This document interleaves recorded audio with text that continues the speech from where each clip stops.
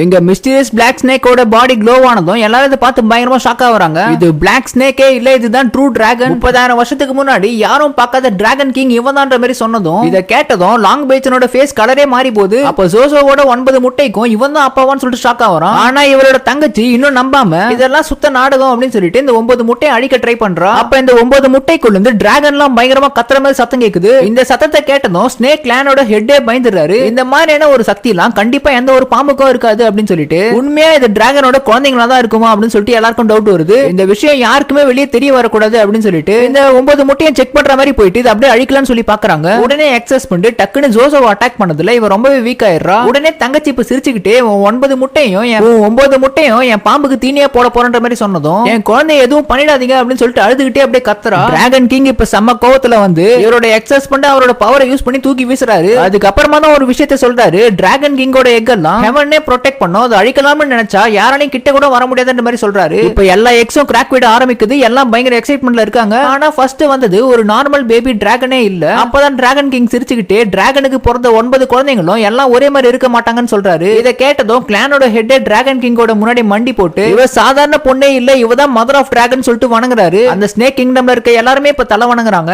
ஆனா இவரோட எக்ஸஸ் பண்றோம் தங்கச்சியும் இன்னும் ஏத்துக்கல. இதெல்லாம் டிராகன் பேபிஸே இல்ல, இதெல்லாமே ஃபேக்னு சொல்லிட்டு பயங்கரமா கத்துறாங்க. டக்குன்னு டிராகன் கிங் செம டென்ஷன் ஆயிட்டு எக்ஸஸ் பண்ணோட காது மேலே ஒன்னு வைக்கிறாரு. உங்களுக்கு இன்னுமா ப்ரூஃப் வேணும்னு சொல்லிட்டு கேக்குறாரு. அடுத்த செகண்டே ஒவ்வொரு முட்டையை கிராக் விட ஆரம்பிக்குது. எல்லாரும் பயங்கர ஷாக்ல இப்ப பாத்துட்டே இருக்கும்போது ஒவ்வொரு முட்டையில இருந்து ஒவ்வொரு வித்தியாச சக்தியோட டிராகன் சன் வெளியே வரும். வைஃபை கொஞ்சம் கூட நம்பாம அவ லைஃபே ஸ்பாயில் பண்ண உனக்கு இதுதான் கரெக்டான தண்டனை அப்படின்னு சொல்லிட்டு டிராகன் கிங் என்ன பண்றாருன்னா ஒரே ஒரு அட்டாக்ல லாங் பேச்சனோட கோல்டன் பவரை மொத்தமா எடுத்துறாரு. அதுக்கப்புறம் அவன ஒரு சாதாரண பிளாக் ஸ்னேக்கை குழிக்குள்ள தூக்கி போட்டுறாங்க. இப்ப பார்த்தா தங்கச்சியோட உண்மையான உருவமோ தெரிய வந்துருது. ஆக்சுவலா ஒரு பாம்பே கிடையாது, ஒரு பல்லி. இவ போட்ட கோல்டன் எக்ஸ் எல்லாமே ஃபேக் தான். இவரோட மந்திர சக்தி மூலமா மட்டுமே அதை மாத்திருப்பா. இப்ப எல்லாருக்கும் இவ பண்ண துரோகம் நல்லாவே தெரிய வந்துருது. அதனால பாம்பு குழிக்குள்ள இவளையும் தள்ளி விட்டலாம்னு சொல்லி பாக்குறாங்க. டக்குன்னு ஜோசோ கிட்ட போயிட்டு அக்கா ப்ளீஸ்க்கா வேணாக்கா அப்படி பண்ண வேணாம்னு சொல்லுக்கான்னு சொல்லிட்டு கெஞ்சரா. ஆனா அக்காவும் இப்ப பயங்கரமான ஒரு வார்த்தையை சொல்றா. 2 ஜென்மத்துல என்ன பயங்கரமா அழ வச்சதை என்னால மறக்க முடியுமா, சோ கர்மாவை அனுபவின்றா. இவளே இப்ப குழிக்குள்ள தள்ளி விட்டதுக்கு அப்புறம் டிராகன் கிங் இவதான் இனி உங்க மதர் ஆஃப் டிராகன் சொல்லிட்டு எல்லார்கிட்டயும் அனௌன்ஸ் பண்ணிட்டு கலரும் ரேங்கையும் வச்சு யாரையும் எடை போடாதீங்க, இங்க எல்லாரும் ஈக்குவல் தான் சொல்லிட்டு ஒரு புது ரூல ஸ்னேக் கிங்டம்ல கொண்டு வராரு.